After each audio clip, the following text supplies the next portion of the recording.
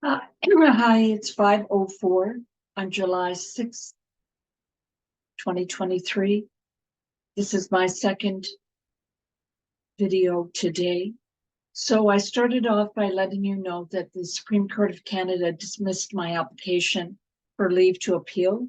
The decision, the lower court decision dismissing my application to restore my visits and enforce the visitation agreement I have with BC and with L'Arche, my brother's group home. So it started off on a low note at 6:49 a.m. this morning when I received the news that my application for leave to appeal at the Supreme Court of Canada was dismissed, and also the Supreme Court of Canada ordered that I have to pay the other side's costs, which I can't afford. But anyways, so what I did was I went ahead, I had a nap, and then I got up and I filed, I did what a lawyer from the Human Rights Committee, or a human rights lawyer, and a psychologist suggested that I do last week. I spoke with probably the most senior psychologist in BC, and I explained what L'Arche was doing to my brother, that they were confining him away from me, and I'm his only visitor left alive. This is my brother, Paul Kierans. He's 65. He was born with Down syndrome, and he functions at about the level of a 15-month-old. He's a wonderful guy, and he's my best friend. So last week I spoke with a human rights lawyer and with a psychologist, and the psychologist said, well, this sounds to me like a human rights problem. And it had been suggested to me earlier that I file a human rights complaint against L'Arche. So that's what I did today. It took me about an hour to do, and I completed the paperwork. And so I filed a complaint against the government of BC and L'Arche that they're breaching my human rights because I'm disabled, and they prefer to deal with my 80-year-old nun sister, wealthy nun sister in Northern Ontario, who has only met Paul on a few occasions, rather than me. I'm here, I can see what's going on, I can advocate for him, and I'm disabled. And I've never hidden that fact that I've suffered a brain injury in 2008 in an accident. And I have other health issues. So anyways, I filed it's a complaint CS009908.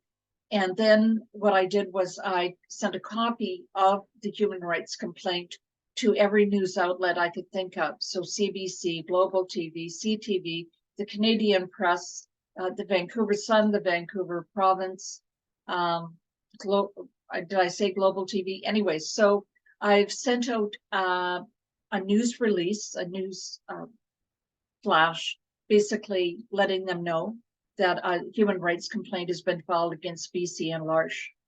So I'm still asking you to do a couple of things. One is contribute to my GoFundMe account. I have a GoFundMe that I've set up, and it's linked to an account which is used solely for the purposes of restoring my visits with my brother Paul, and that's a TD Bank. So if you click on the link in the description box, you can contribute to hiring a psychologist to do an investigation, to pay for court costs, to pay for copying costs. I've got to copy all of these documents, or 5 binders of these documents, before the hearing that's coming up on August 1st regarding the committeeship of who will be the guardian of my brother. So I have a lot of expenses. I've spent all of my disposable income, so about $300 a month, and I've worked hundreds of hours on this. So contribute to our GoFundMe account.